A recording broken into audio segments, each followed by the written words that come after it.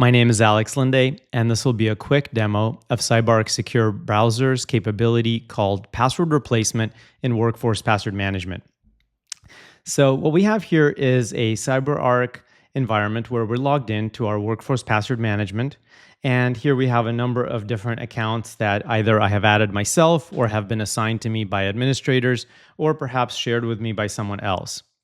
So Workforce Password Management replacement in CyberArk Secure Browser prevents password scraping by replacing the actual password with a secure token during autofill, ensuring that the real password never appears in the browser document object model or DOM. This token is only swapped with the real password at the network layer by CSB, making it inaccessible to JavaScript debuggers, browser extensions, or other tools. And as a result, it protects against credential theft via browser inspection, extension misuse, and session hijacking. So as an example, I have this BrightTalk account that has been assigned to me by my administrator, but it could have easily been shared with me by someone else. And because of that, I don't have access to the password. It's going to be injected for me. So let's see what happens here.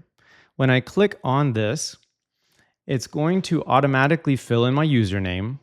But when it fills in the password, it will first fill in the token. The CyberArk Secure Browser then immediately replaces that token with the actual password, which you saw over there was much shorter, and I'm logged in.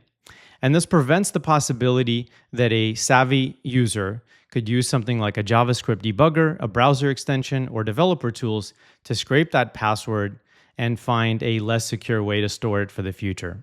Thanks very much for watching this quick demo.